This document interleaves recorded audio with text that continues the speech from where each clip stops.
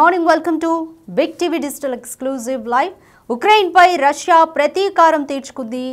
అయితే ఈ ప్రతీకారంలో ఉక్రెయిన్లోని armed స్థావరాలపైన Russia టార్గెట్గా చేసుకుంది. FAB 3000 బాంబుతో ఉక్రెయిన్పై రష్యా ప్రతీకార దాడి చేసింది.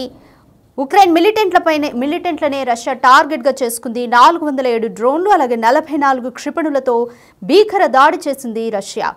ఉక్రెయిన్పై 3 టన్నుల బరువైన బాంబర్ని ప్రయోగించింది. ఆర్మ్డ్ ఫోర్సెస్ స్థావరాలను నాశనం చేయడమే లక్ష్యంగా పెట్టుకుంది రష్యా చేసిన దాడికి సంబంధించి వీడియో ఇప్పుడు ప్రస్తుతం సోషల్ మీడియాలో వైరల్ అయింది. కీవ్ ప్రాంతంపై దాడి చేయడంతో 3 మృతి చెందారు. బాలిస్టర్ క్రూజ్ క్షిపణులు, డ్రోన్లు, డెకాయిలను వినియోగించింది రష్యా. అయితే రష్యా దాడులను సమర్థవంతంగా తిప్పికొట్టేందుకు ఉక్రెయిన్ కూడా అంతే ప్రయత్నించింది. రష్యాకు చెందిన 30 క్రూజ్ క్షిపణులు అలాగే 200 రష్యన్ డ్రోన్లను ధ్వంసం చేసినట్లుగా ఉక్రెయిన్ ప్రకటించింది. మాస్కో వైపు వచ్చిన 10 ఉక్రెయిన్ డ్రోన్లను నాశనం చేసినట్లుగా రష్యా అయితే ప్రకటించింది. మాస్కో విమానాశ్రయంలో రాకపోకలకు అంతరాయం కలిగింది. రాకపోకలను మాస్కో విమానాశ్రయంలో నిలిపివేశారు. ఉక్రెయిన్ దాడులతో రష్యాలోని పారిశ్రామిక ప్రాంతాలు అలాగే పలు ప్రాంతాల్లో ఉన్న ఎత్తైన భవనాలపైన ఈ దాడుల వల్ల తీవ్ర ప్రభావం పడిందని చెప్పొచ్చు. రష్యాలోని 13 ప్రాంతాల్లోకి ఉక్రెయిన్ డ్రోన్లు అయితే దూసుకొని వచ్చాయి. బ్లాక్ సీపై కూడా నెప్ట్యూన్ క్షిపణిని కూల్చామంటూ కూడా రష్యా అయితే తెలిపింది. మనకు తెలిసిన విషయమే. రష్యా ఉక్రెయిన్ల మధ్య దాడులు, ప్రతీకార దాడులు అయితే ఇప్పటి వరకు కొనసాగుతూనే ఉన్నాయి. ఈ నేపథ్యంలో శాంతి చర్చలకు కూడా అమెరికా అధ్యక్షుడు ట్రంప్ కూడా ప్రయత్నించారు. అయితే మొన్న జరిగిన ఉక్రెయిన్ డ్రోన్ దాడి ఘటన నేపథ్యంలో కూడా రష్యా అధ్యక్షుడు వ్లాదిమిర్ పుతిన్తో అమెరికా అధ్యక్షుడు డొనాల్డ్ ట్రంప్ ఫోన్లో మాట్లాడారు. అయితే దాదాపు గంటకు పైగా ఆయన ఫోన్లో మాట్లాడారు. రష్యా భూభాగంలో ఇటీవల ఉక్రెయిన్ చేపట్టిన సాహసోపేతమైన డ్రోన్ దాడి ఘటన ఈ చర్చకు దారితీసిందనుకోవచ్చు. అయితే దీనికి రష్యా గట్టిగా బదులు తీర్చుకోవాలనుందని పుతిన్ ఆల్రెడీ కూడా వెల్లడించారు. ఓపెన్గానే ట్రంప్కి కూడా ఇదే మాట చెప్పారు, గట్టిగా ప్రతీకారం తీర్చుకుంటామంటూ.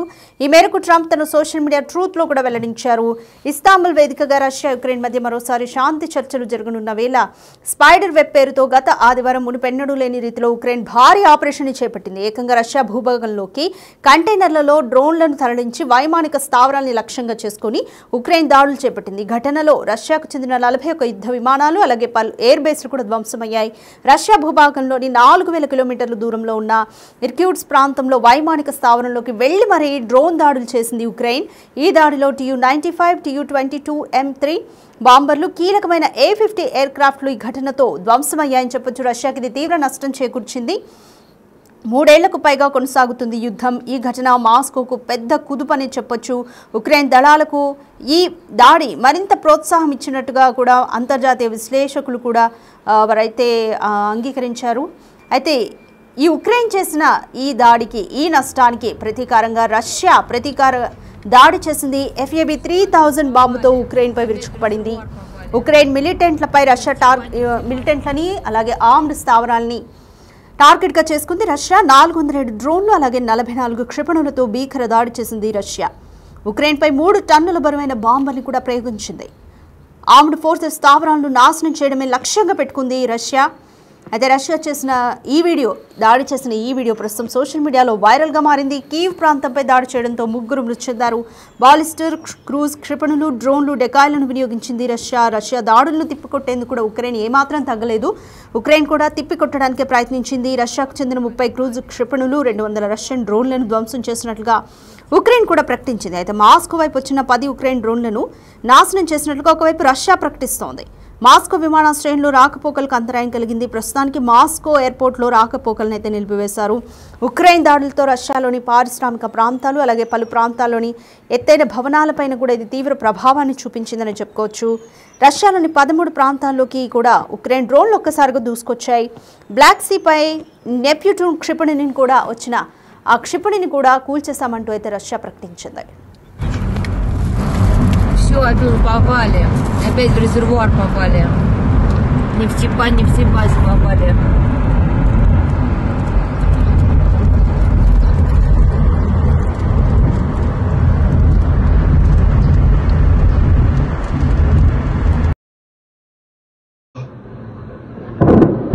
Хату прям. Чел, ебать. Пизда. Ебать. Сука! Ебанутый нахуй. Пиздец, просто пиздец.